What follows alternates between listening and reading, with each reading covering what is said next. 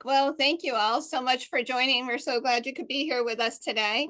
The title of our webinar, just to make sure you're in the right place, is Working with Local Advocacy Groups to Implement, Expand, and Enhance AOT. My name is Betsy Johnson. I'm on the implementation team at the Treatment Advocacy Center. I am joined today by my colleagues, Amy Lukes and Brooke Gentry. So at TAC, we have the privilege of working with a number of advocacy organizations around the country. We work with, certainly with NAMI, statewide affiliates and local affiliates. We work with MHAs, Mental Health America affiliates, and National Shattering the Silence Coalition members. Today it is just a real privilege to showcase three local advocacy, well, one statewide and two local advocacy groups that have been incredible supporters for the and the help of developing quality AOT programs in their respective areas. As a longtime NAMI member myself and a longtime employee of NAMI Ohio, I've had the opportunity to work with our three guests here today. So just a real honor to be here hosting them. We're so grateful to the work that they do in their respective areas to support AOT. The reason we've asked these three particular women to join us is because they interface with AOT, but in very different ways. So there's a whole host of ways that AOT programs and local advocacy can partner with one another. But really, for a program to be especially successful, it requires the buy-in and engagement of all the local stakeholders. And you've all heard us talk about who those stakeholders are. Certainly the probate court judge, your mental health authority, your mental health agencies, your hospital, your sheriff's department, your mental health providers, and your local advocacy organizations. So and again, you have to have buy-in from all those groups really to run a really successful program, in our opinion. So we're going to talk a little bit today about how you can take advantage of those partnerships. So we have joining us today is Leslie Powlette Stoyer. She is Executive Director for NAMI Summit County in Ohio. If you're familiar with Akron, that would be Summit County. Kelly Gunning is the Executive Director of NAMI Lexington in Kentucky. And Itzel Moya is with NAMI Kansas and oversees their AOT work there. So thrilled to have you all with us. I'm going to ask you each just to introduce yourself, if you would, and tell us a little bit about how you interface with AOT in your respective areas. I'm going to go ahead and just start with you, Kelly, since you're at the top left of my screen. All right. Hi, everyone. It's an honor to be here. I act as a facilitator and community stakeholder gatherer. I've been in that role for 20 plus years now with NAMI Lexington. So I've had a lot of experience in gathering people together, and my main focus is to educate and to help those people understand why the things are working for are important to our overall community fabric, how they enhance overall community living when all citizens have a chance to be their best and have their best life. So it's been a real wonderful thing for me to build these bridges over that period of time. And even as people come and go and move throughout their career, we're able just to continually reestablish those ties within those multiple organizations. Awesome. Thank you, Kelly. One thing I forgot to mention, if you have questions for our guests, we're going to chat for a little bit, and then we're going to open it at the end to questions. So feel free to just drop those questions in the chat, and Amy and Brooke will assist us later on in moderating those questions. Yeah, please feel free to do that, and we'll get to them at the end. So Leslie, can you tell us a little bit about your interactions with AOT? Sure, I'm happy to. A little bit about Summit County. We are a population considered probably an urban county of about 500,000 people, and it's known and has the reputation of being pretty progressive when it comes to mental health. So our AOT courts was started back in 2016 by Judge Eleanor Marsh Stormer. She's our probate judge. Prior to Judge Stormer starting the AOT court, she ran mental health court at the municipal level. She established the first mental health court in Ohio, and one of the first, I think, in the country. And I believe our AOT court, which is called the New Day Court, was also one of the first in the country, if not the first in the country. She modeled it after the mental health court. So the way things take place during the court proceeding is very much like she handled mental health court. She is very respectful of the people who come before her.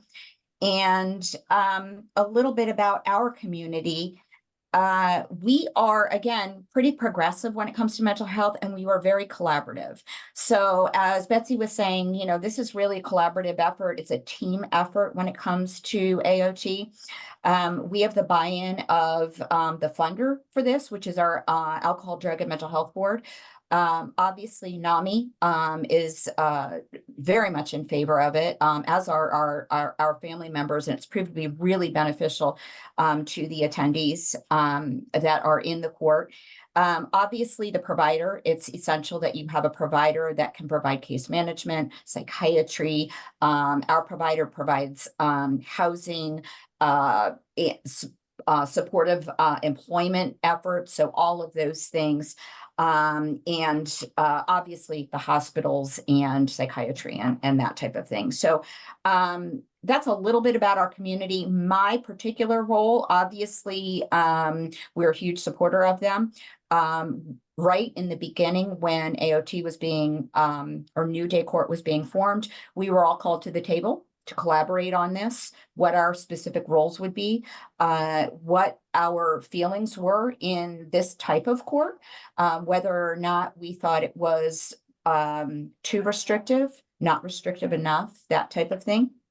And what we do currently is we have quarterly meetings. And we'll get into a little bit more about exactly what my role is when we get further on into this discussion, but that's a little bit about our community and how we work. Thank you, Leslie. And Itzel, can you Itzel comes from NAMI, Kansas, so it's a statewide affiliate as opposed to the local, so a little bit different than Kelly and Leslie. So. Yes, so my name is, as Bessie mentioned, is Itzel Moya, and I am a licensed master social worker in the state of Kansas. And my role is, it is a little bit different. So we in NAMI, Kansas, work with our pilot sites throughout the state. So my direct role is that of NAMI, Kansas AOT project director. And in this role, we get to offer support, advocacy, and education, and that is for the clinical staff, the participants in AOT, and their family as well. And I get in a little bit more in depth into it later on in our questions that we have. And I'm also part of the NAMI Southwest Kansas affiliate, and I'm the chair of that. So I have a couple of different roles, but my main one with AOT is that of overall helping with education and support in the state of Kansas. And so you all are unique in that you have a partnership with the state. I know Kansas was fortunate to get a SAMHSA grant a little less than 4 years ago, and that really was a result of NAMI Kansas's advocacy. I wonder, I know that was a little bit before your time, but I wonder if you can tell us a little bit about that partnership. Yeah, of course. It's really so it all started back in about 2018, 2019, around there. Our executive director, Dr. Sherry Vaughn, she attended an AOT symposium. And after that, she became an advocate for AOT, did more research on it, really knew that she was passionate about the subject. And then she shared her interest with the NAMI Kansas Board of Directors. And they also became an advocate for it, and they were all on board to see what NAMI Kansas could do to help with this initiative. So in around 2019 or 2020, around there, when they were planning the strategic directives for the years 2021 through 2025, they really focused on how they wanted to do more for to get people diverted from the justice system. And they knew AOT was one of those things that would fit directly with those goals. And so the NAMI Kansas Board of Directors was like, okay, what can we do to get initiated on this role? What can we do to bring AOT to Kansas? And while they were doing all this planning and this was working out, that's when there was a request for proposal announcement that SAMHSA made. And it was just destined to be that it fell around that timeline. And Dr. Sherry Vaughn then reached out to the Kansas Department. So it's KDAD. So it's the Kansas Department for Aging and Disability Services. And she specifically reached out to Commissioner Brown at that time and told him, hey, this is what AOT is, and there's currently there's this request for proposal for this grant, and I think Kansas would do a lot of amazing things if we brought AOT to the state. And Commissioner Brown was like, yeah, this is a great idea. And together they formed a team that consisted of staff members there from KDODS, staff members from the Association of Community Mental Health Centers, and then of course Sherry Vaughn with NAMI. And together they identified the communities that would benefit from AOT. They identified the community mental health centers that could potentially be a part of this pilot process, and then they made it happen. They submitted that application, and Kansas was then selected as part of that, being one of the SAMHSA AOT grant recipients, and that covers 5 counties. And of course, NAMI Kansas was written into that grant, so we were able to offer that support, that education, and that advocacy for the grant. So long story short, it was Dr. Sherry Vaughn and her passion for AOT that really spearheaded the process in Kansas. And we have parents in the state that are NAMI parents that are huge advocates for AOT as well. And throughout this process, I came along on staff in 2021, and I became the AOT project director, and I've been helping out ever since. So it's been a journey, and as you mentioned, we started this off in 2021, so we've been going on for a little over 2 years, and it's exciting to see what we've done. Yeah, it really has been.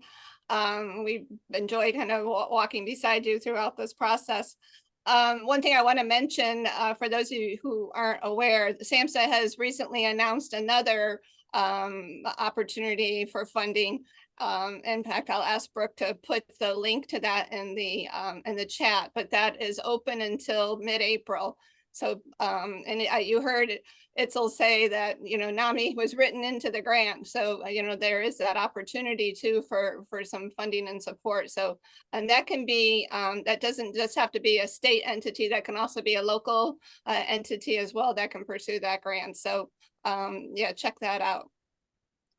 Thanks, Itzel. So Kelly, you've been at this for years and years. I know, working on Tim's Law. I know NAMI Lexington took a huge leadership role in that process, and congratulations to you for. I was at TAC when the bill finally passed, and then it was, which was a huge accomplishment, and then it was vetoed by the governor, which was devastating, and the advocates rallied and got the legislature to override that veto, and that was a lot of Kelly's doing. And it was just I'm sure you heard us cheering across the country when that happened. That was just really something to behold. So congratulations on that.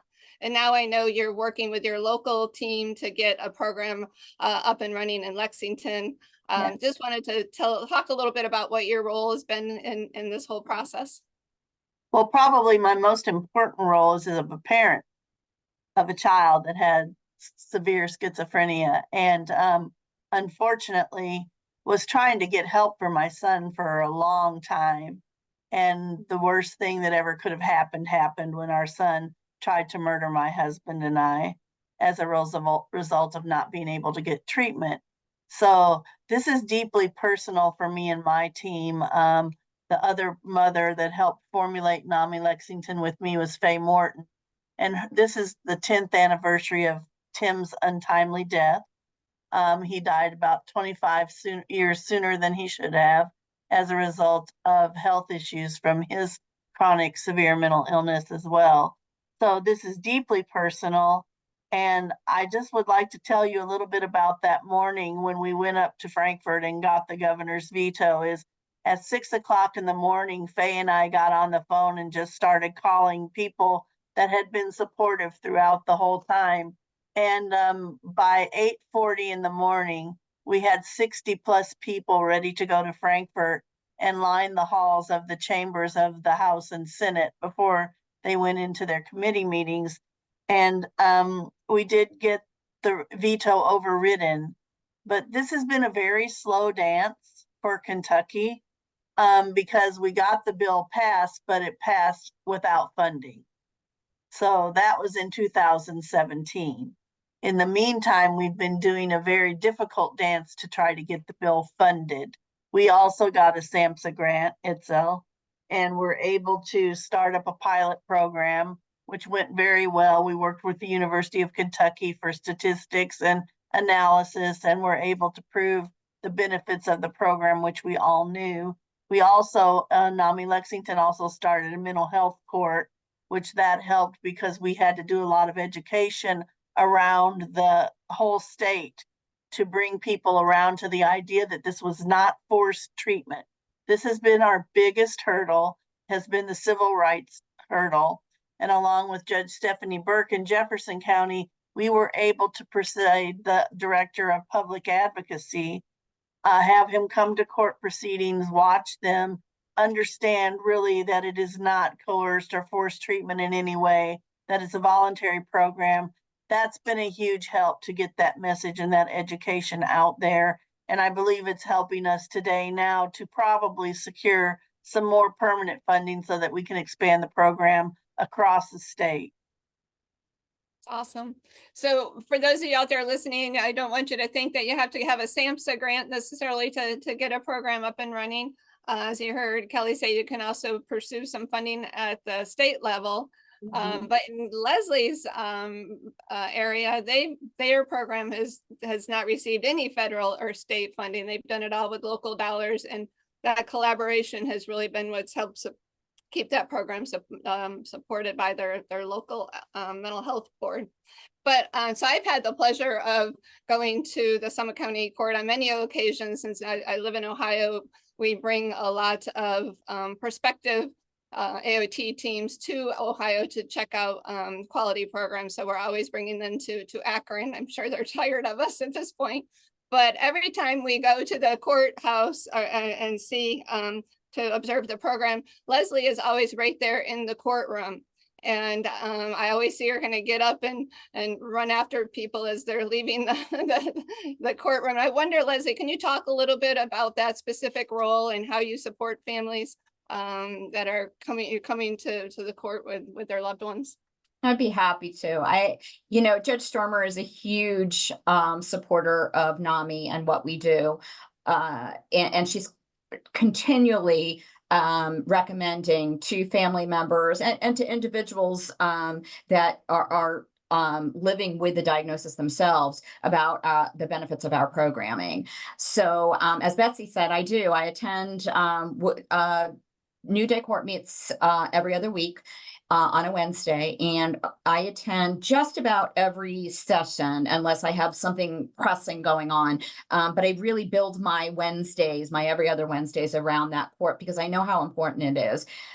I can't tell you how many families I've met that I meet out in the hall and they are distraught, they're distressed, and they don't know a thing about NAMI. And it really boggles my mind because we try to get as much information out there as we can about our organization and that our programming is free and that you don't have to go through this alone. You don't have to walk this walk alone. We are out there to help, to support. We offer our education programs. We have programs for peers. We have programs for family members. And again, Judge Stormer is just really supportive of that.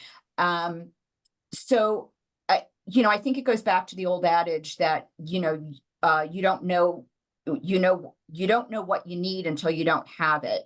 And so when we meet up with these individuals and these families in court, sometimes it's just, a real brief meeting and they take our card and they leave. Other times it's, I'm a shoulder to cry on in the court. quite literally. There are other times where people seemed befuddled and confused and kind of don't know what I'm after. Am I out there to solicit something? And I'm just there to assure them. I don't take a whole lot of their time because I know they're very distraught usually when I meet them. But I just let them know if they have any questions or whatever. All of our information, we have a RAC card, and that's all I give out on that day. Because if you take anything away from my first meeting with them, it's that we're out there as a support organization for them. So really, the day of when I meet people, that's my role. I'll get into it a little bit later because I think we have another question about what I kind of do behind the scenes, because I can help in that regard too. So thank you, Leslie. So you guys got a number of programs now in Kansas. I think you're up to 9 counties that have AOT. I wonder what are some ways that you're educating families that that are in crisis in those counties that would really, their loved one would really benefit from AOT. How do you help get information out to them? So one of my main focus is really getting explaining what NAMI family to family is. I really do, and I am a NAMI family to family teacher and state trainer, and I really do believe that NAMI family to family is a great first step for a lot of these families, especially if they're in crisis or if they're at that point where they need more education. And I try to spread this information regularly I send out emails to the community mental health centers I have connections with, and I send them a list of upcoming in-person classes in their area and upcoming virtual classes that are offered by the state or any local affiliate. So I'm routinely sending out these emails. I also meet with the pilot sites. We used to meet every single month, but now we're meeting every other month with the treatment team in these pilot sites, and I remind them every month of like, hey, if you know of any family members, here's my contact information, here's a list of NAMI resources, please make sure they get them. And also another amazing thing from the NAMI role that has within this grant is we also have NAMI AOT specialists, and these AOT specialists are peers that live in these areas where we have the pilot sites, and they are NAMI members. Some of them are trained in NAMI programs as well. So they're there in person because I'm in the western part of the state, and all these counties are a little far from me. And I love driving, but sometimes it's difficult to be there. So thankfully, we have these NAMI AOT specialists that are boots on the ground. And if anyone ever has any questions, they know they could contact that NAMI AOT specialist, and they can have resources to the mental health center within that day. And also we have the NAMI Kansas resource line, and anytime any family member calls and our resource line director knows if they would benefit from AOT, they can send them my contact information or just transfer the call to me, and I will speak with them, because what we have experienced is that a lot of these times family members really don't know. They're looking for resources. It might be at the point of a crisis, or they're desperate, and it's just sitting them down, really explaining what NAMI has to offer, and then as well as what AOT could offer them. And then the families that are involved, and maybe their loved one is already involved within AOT, just encouraging them, letting them know that NAMI, we have NAMI family support groups in case they need to openly talk to someone that would understand. Or we have myself as a NAMI Kansas staff member or one of the AOT specialists, they know that they could openly speak with them too if they need any extra resources. So we try our best to just cover our bases when it comes to questions that come up in regards to family members. Do you have information on your website about AOT? Yes, I believe we do have a page up and going now. I do have to go in and maybe update it, but our staff member that keeps up with the websites, he does a great job at having that information on there. So it's an AOT page, and I think my email is directly linked on there. So in case anyone has any questions, they know they could contact me. Awesome, great. While we're talking about websites, I'll just mention the Treatment Advocacy Center just updated our website recently. And we have now a map you'll find on the AOT page, and you just click on there and you plug in your state, and it will list all the programs and their contacts. around the country. So if you're a program out there and you're not on there, please let us know so we can get you up on there, or if the information's incorrect. But yeah, that's a new resource that we'll continue to build. So Kelly, you kind of touched on this a little bit earlier, but one of another unique thing about Kentucky is they're one of the first states, if not the first state, possibly the first state other than New York. New York's always the anomaly, but that has gotten money in your state budget to support AOT. So we talked about the federal money, and now some states, including Georgia, has also put some money in, and I think Washington a little bit.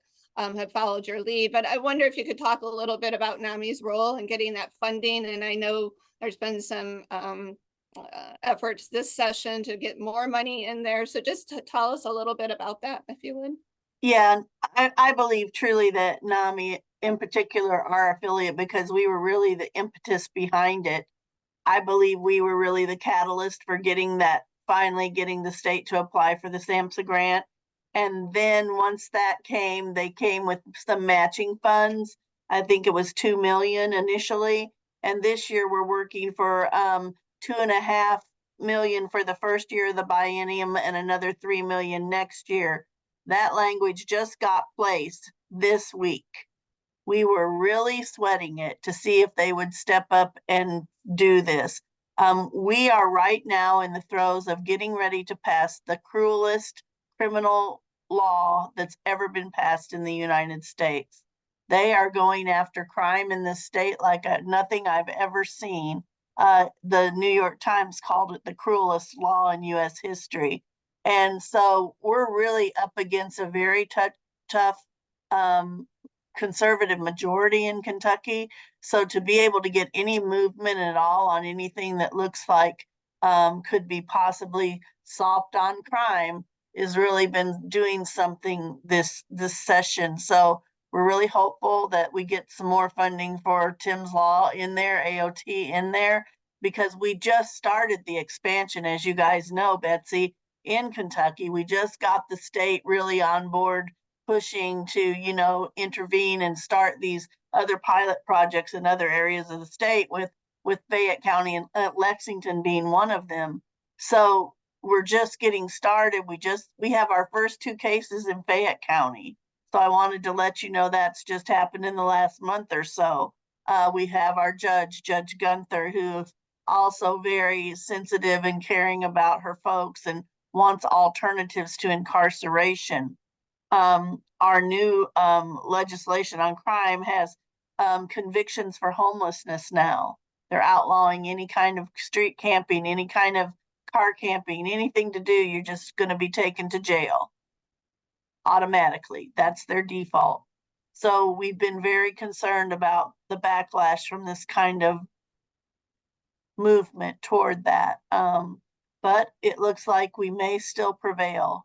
I'm very hopeful, because that money would go a long way in expanding the courts that exist now and supporting them. Awesome. Well, fingers crossed. Yes. Anxious to hear how that plays out. Leslie, I know in Ohio and in many states around the country, families can petition for AOT directly from the community if they have a loved one in the program. So I wonder, you probably hear from a lot of families who are in crisis where maybe that might be a good alternative. What do you do when you get a call from a family member? They tell you their story and you think, man, this sounds like a great candidate for AOT. Where do you go from there? So yeah, I don't want to say it happens frequently, but it happens more than you'd think.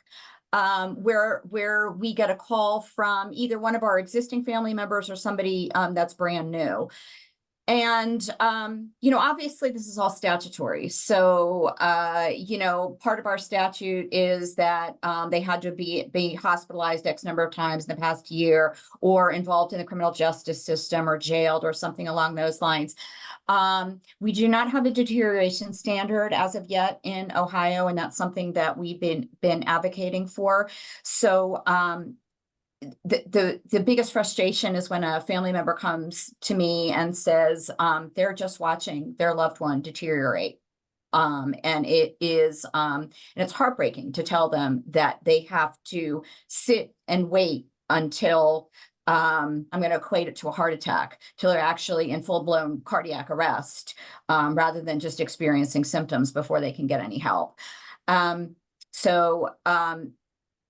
That aside, if somebody does, from what I can gather, satisfy the statutory requirements, I will recommend that they call the court, and there's an investigation that can be done, and they can start the affidavit process for that. If their loved one is already hospitalized while this is going on, or if during the investigation process, somebody comes out and speaks with their loved one and realizes that that individual should in fact be hospitalized, then at that process, what happens is they're hospitalized, and then the treating physician at the hospital must file the affidavit for AOT.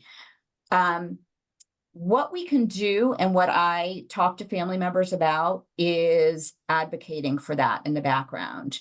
So if I know who that family member is, if I know who that person is that's in the hospital, we can talk to the social workers at the hospital. We can talk to our local ADM board, who has direct contact with our hospital systems, and who can advocate for AOT, and that whole process to be started.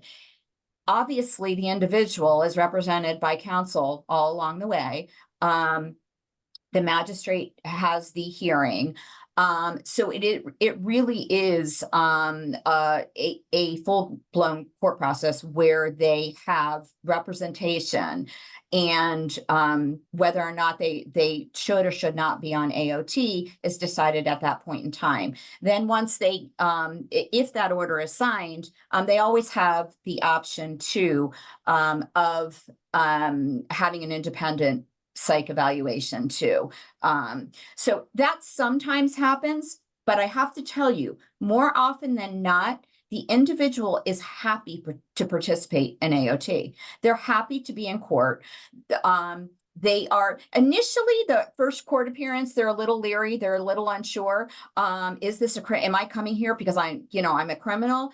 And they're assured, no, this is not a criminal action. They're assured that, no, this is not a searchable thing. You can't go on. This is not public record and find out if this individual was ever put on AOT. And so the whole process is, the whole philosophy behind it is to encourage that individual to continue their recovery and lead the best possible life that they can without repeated hospitalizations and without getting involved in the criminal justice system. Because, as we all know, this is a diversion to the criminal justice system.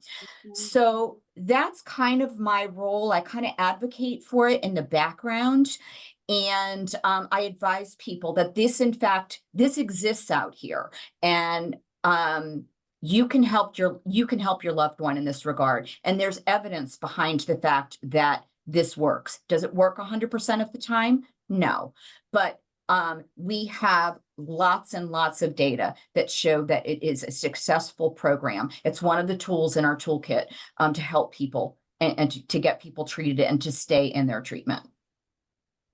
Awesome. And you have relationships with all those folks in those systems, right? So you can, somebody's in crisis. Yeah, that's the beauty of our county. Our county's just small enough for us to be able to collaborate. We're pretty well funded by our local mental health levy, which is also a beautiful thing, because if we did not have these dollars, we would not have the infrastructure that we have to support these individuals. But we have it, and we work together collaboratively. Like I said, we have quarterly meetings now. Initially, like I think Itzel, you were saying, or maybe it was Kelly, when we first started this program, it was monthly meetings. We were meeting who belongs in this, who doesn't. Do they need to come to court every 2 weeks? Do they only need to come to court, a quarterly? How are we going to work that? So there were a lot of, of those logistical type things that we worked out. But we're at the point now where, yes, we still do tweak it, but we do have quarterly meetings, and NAMI is right there at the table. And the judge will say, Leslie, what do you hear from our families? How is it working? What are you hearing from our peers that are involved in it? Is it working? How is it working? What do we need to adjust?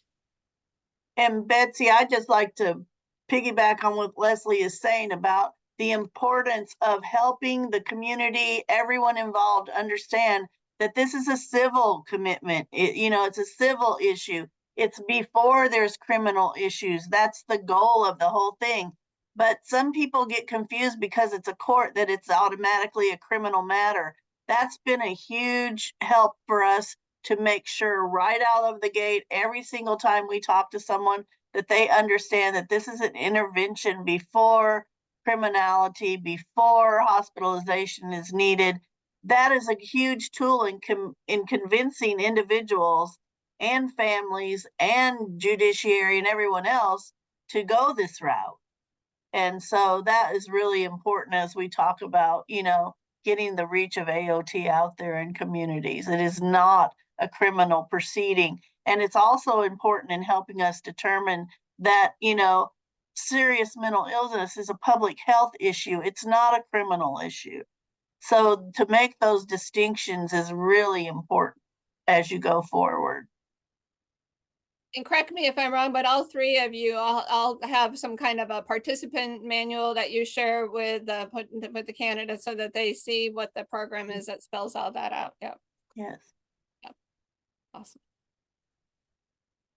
Right. Itzel, since you're the state affiliate representative on this call, I'm curious, do you guys have a state conference, a state NAMI conference, and what does that look like? Is AOT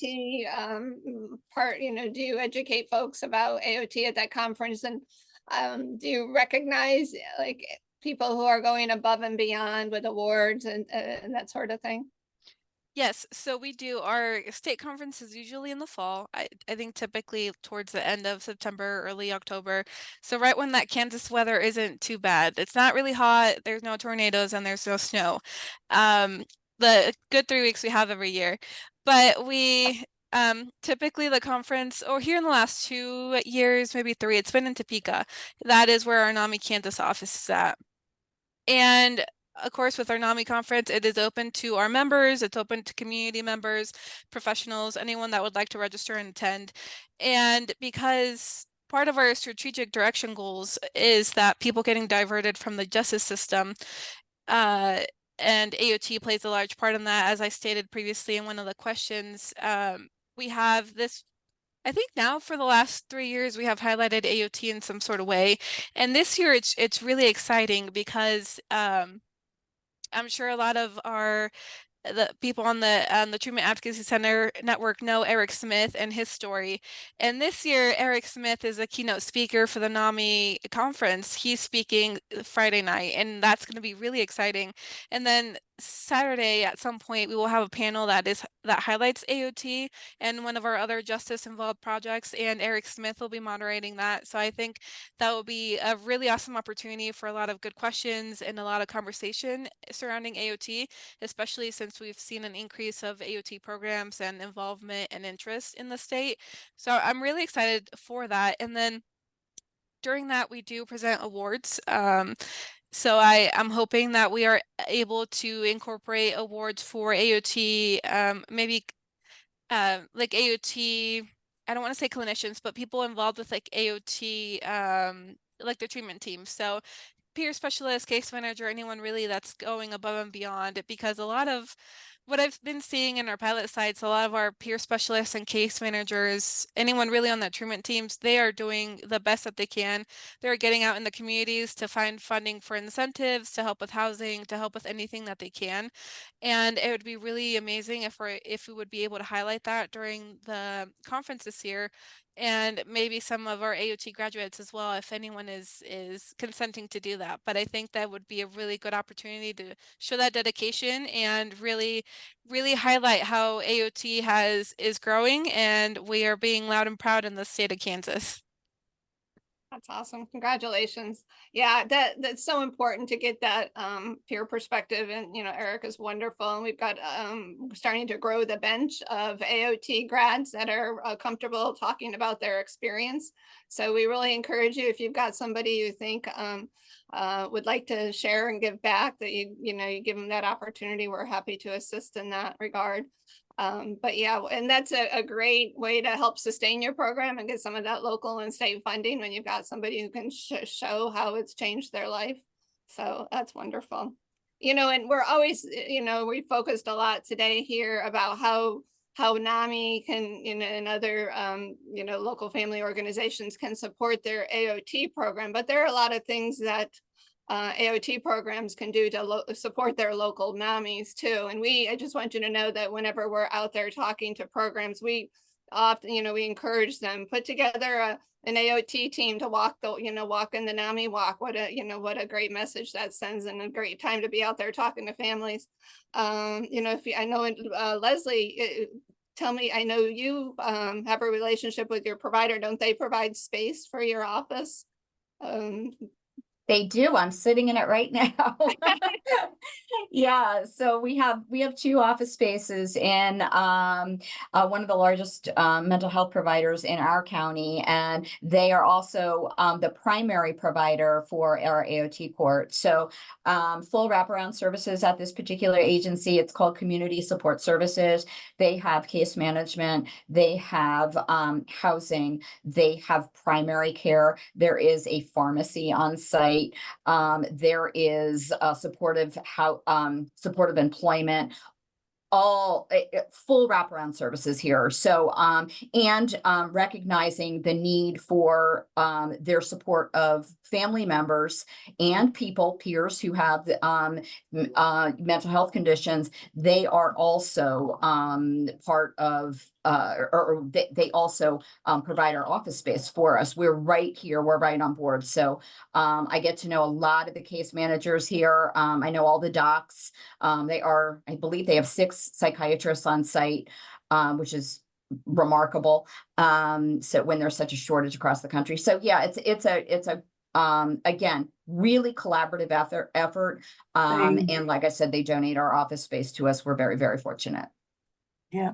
Kelly, you have yes, across the board. We have offices in both the Community Mental Health Center, which is huge and serves 17 counties here in Kentucky. And then we also have 2 offices at Eastern State Hospital and an office at the court. Wow, that's awesome. Makes a big difference when you're right there, right, Leslie? It really does, and I have to tell you too. Every day you're reminded of why you do this work. Every day.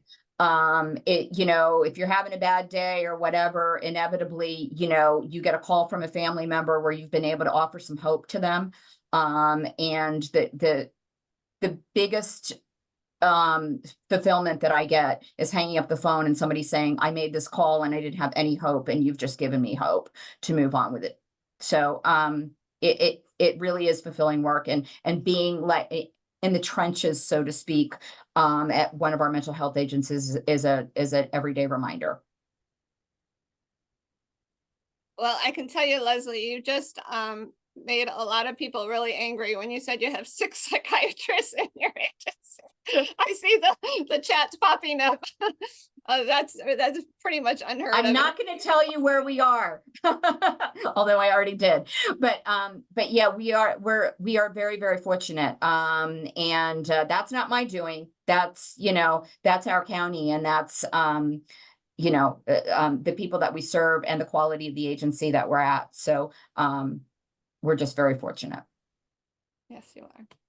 So if it's unless anybody has anything they're burning to say, I want to turn it over to Brooke, I think, who's moderating or Amy moderating our Q&A, so we can see what kinds of questions we've got from our audience.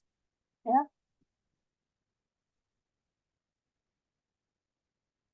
Alrighty, and I may have Amy take over for me. I apologize, everybody. My audio's still kind of going in and out. But we've got some comments, and some great comments and some great questions. So I will start with the questions in the Q&A feature. So Janet is asking, this question is for you, Leslie, if you can elaborate on what your housing provider does. I can try. The agency where our office is located, they manage and provide services to two permanent supportive housing units, and one of them is 64 units. The other one is 50 some units, I think. So it's a housing apartment complex, beautiful complex. Both of them are under, I think, 7 years old, in really nice settings, gardens in the back. It's lovely. They also have group homes where they run group homes where their staff staffs those particular group homes. We have other group homes in our areas that are run independently, but the particular agency that I'm talking about has that here. And then they also get the clients hooked up with, we call it AMHA, it's the Akron Metropolitan Housing Authority. They can help get them vouchers. They help get them hooked up with Social Security disability if they qualify for that, and certainly Medicaid if they qualify for that. So really that full assistance that go along with it. And then once they've recovered enough, some of our AOT participants actually go back to college. They, resume where they've left off before they were hospitalized, before, they weren't continuing and managing their recovery well. And then there are others that, want to go back into the workplace, whether it's part-time or full-time. And so we've got this supportive employment program that takes place in our county too. And it's managed out of Community Support Services, which again is the agency where our offices is. But anybody can go ahead and access that in our county. Hope that helps.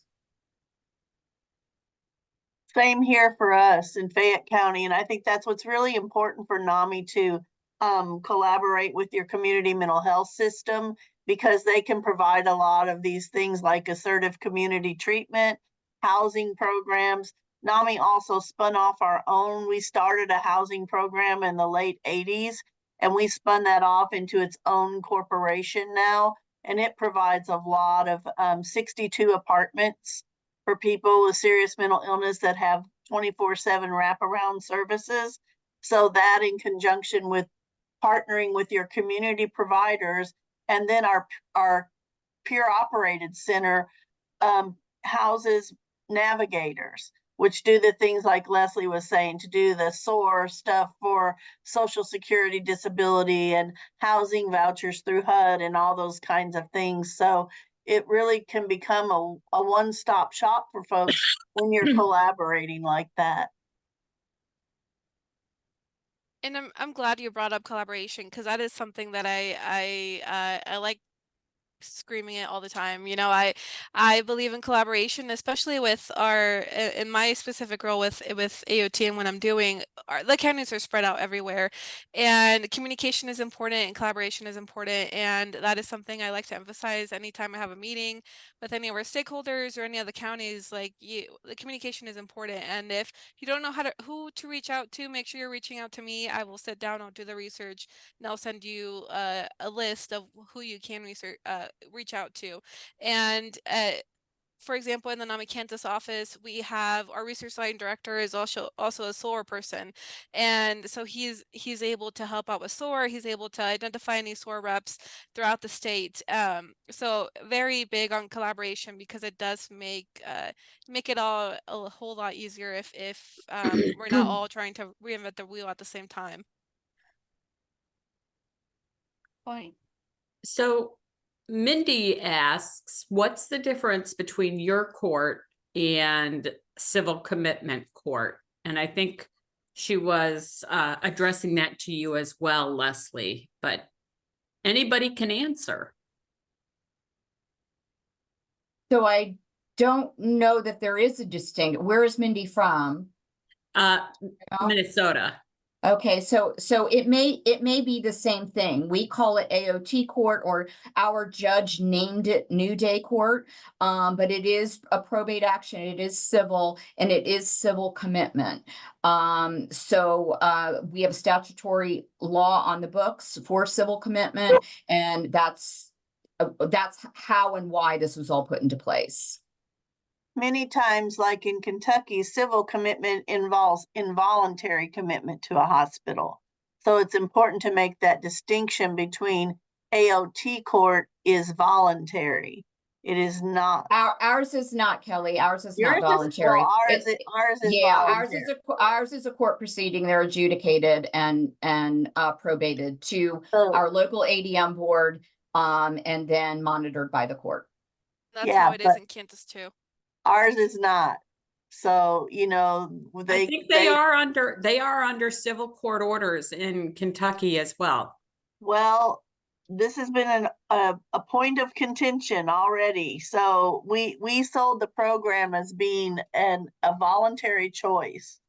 So that was the only way we could get it through, quite frankly. So I told you there's been bumps in the road. We're new at this. And so they're trying to get people to agree. It's agreed outpatient treatment. It's assisted outpatient treatment. So what we try to do is help people. And it's like Leslie and Itzel both said, people are willing to do it once they get into the court, once they've had the assessment and you've had the advocacy. All that needs to be done up front to have them prepared to say, this is really going to help me. This is what I need. So I don't know, guys. What I'm experiencing on the ground is different from what you're saying in reality. So that happens too, folks. That's absolutely true. That's absolutely true. Yeah, and even though we view it as an involuntary program, that doesn't mean that, folks, you can't, get people to volunteer to be in the program if you sell it to them the right way in the hospital. But ultimately, if they say no, they could still be ordered into the program. Again, if you have a judge willing to order that involuntary order, but the law does allow it. And from my Yeah. personal experience, a good judge makes all the difference. Yes. A good judge will make sure that the participant is comfortable and it doesn't seem like they're being forced to go to court.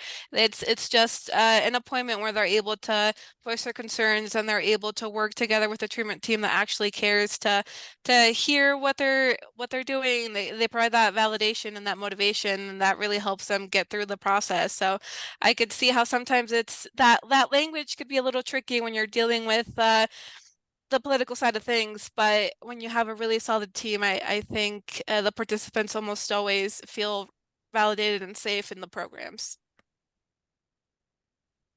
Beautifully said. Brooke, Amy, do we have another question? Hang on. I was going through the chat.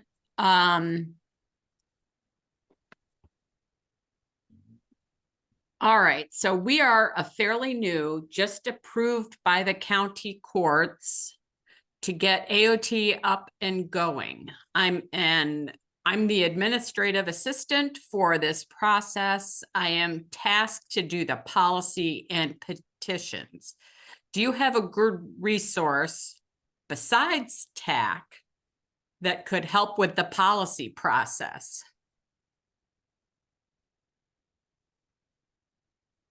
Well, just a little plug for TAC, because a lot of the policies and procedures that we have on our resource library are not ones that we've developed, but that have been developed by some of the folks on this very call. So please check them out or reach out to us directly if you'd like some samples from other jurisdictions. But I know, Leslie, I know I've read yours multiple times and share it regularly.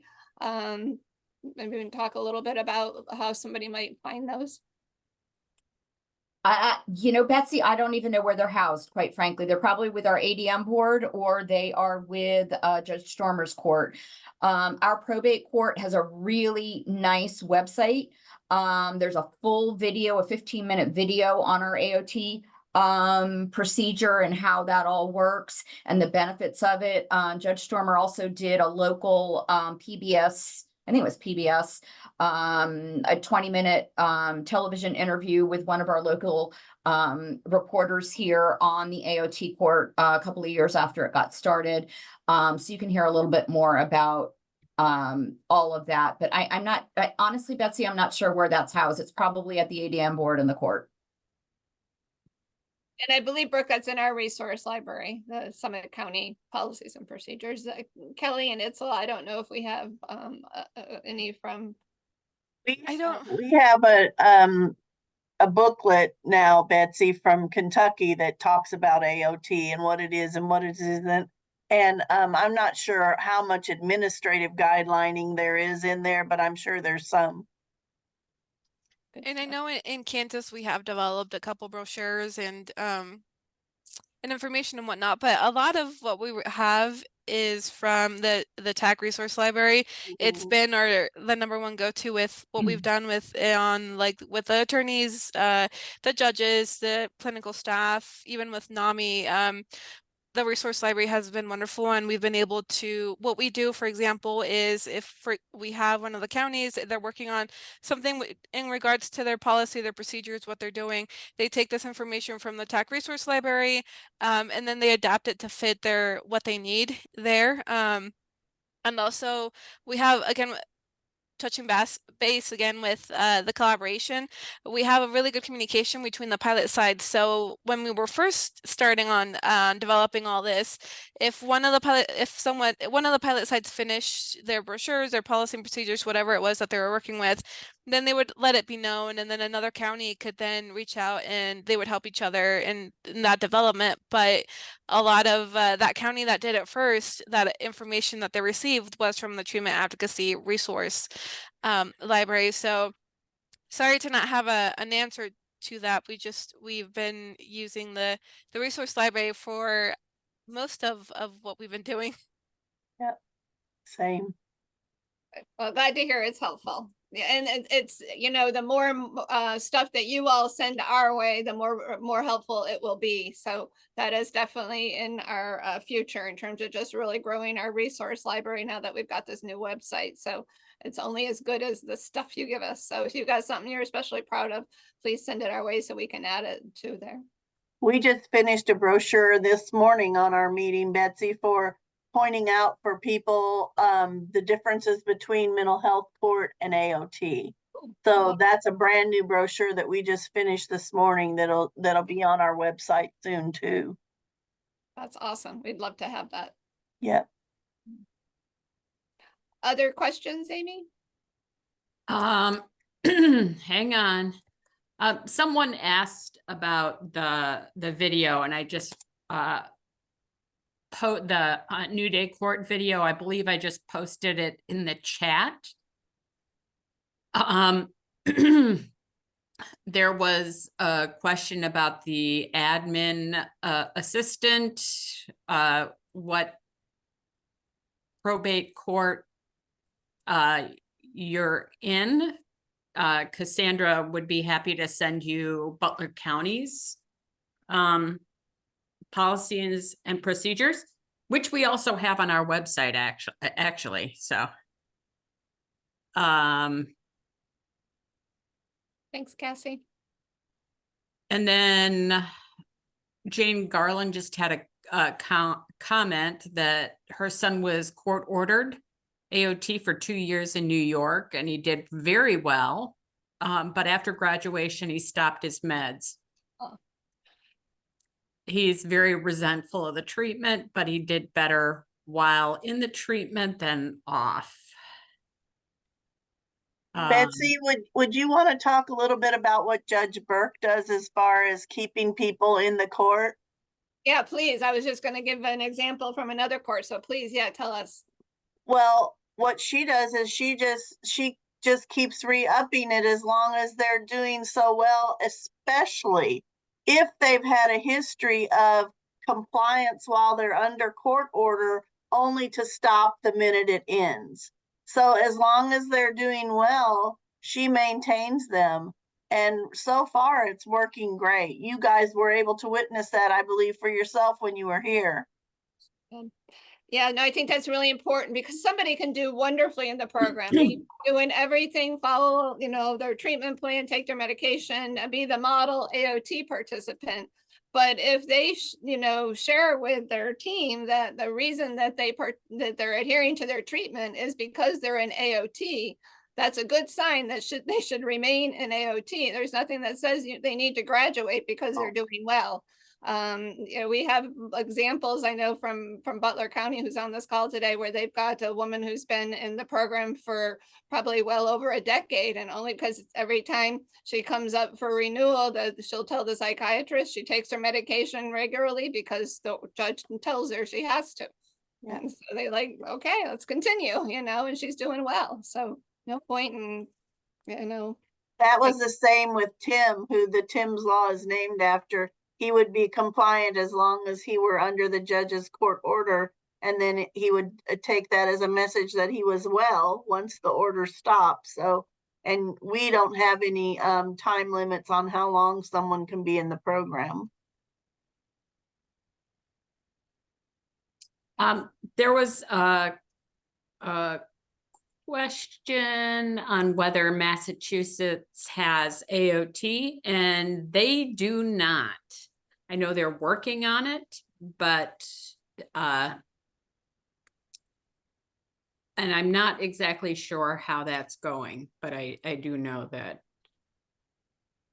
If you want to reach out to us at AOT@treatmentadvocacycenter.org, we can connect you with some other advocates in Massachusetts. If that's something you're interested in working on.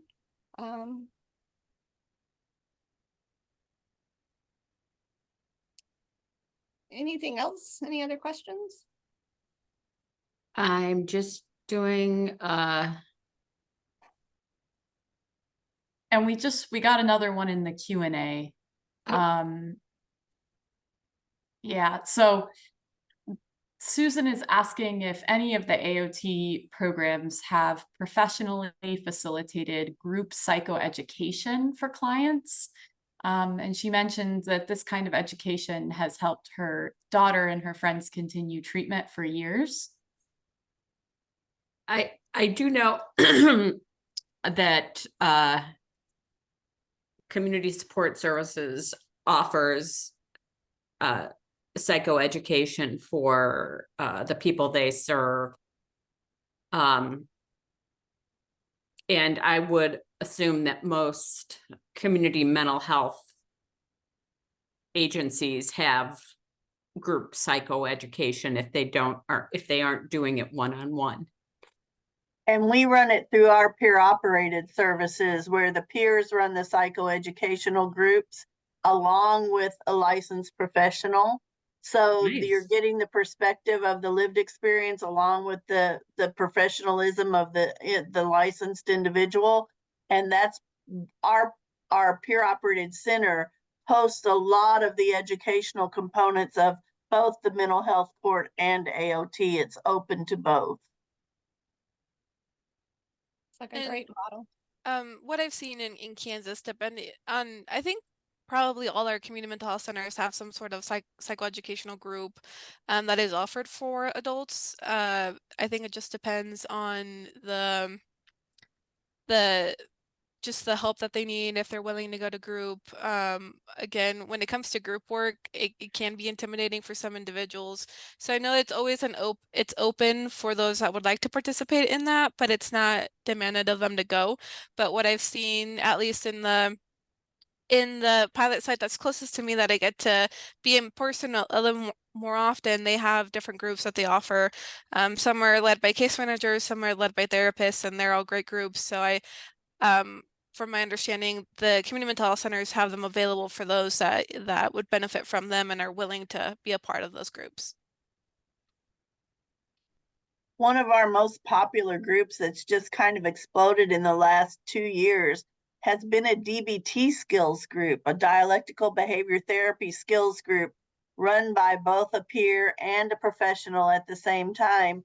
And to almost the number, all of our participants that have gone from either AOT or mental health court say that that was the biggest difference maker in their whole journey. And I do agree with that. I do have experience with one of our pilot sites that has a DBT group, and I'm sure more of them have one. And it's a great resource for the individuals that would like to take it. And yeah, DBT skills are really, they're awesome if any of the AOT participants are wanting to go through that.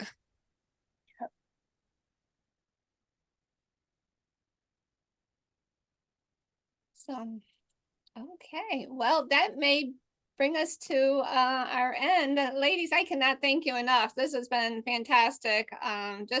You're just a wealth of information, and your compassion for this program just really is so evident, and we're just so thankful for you. You're wonderful partners, and don't ever hesitate if there's anything we can do for you. Don't ever hesitate to reach out to us, and we just appreciate you so much.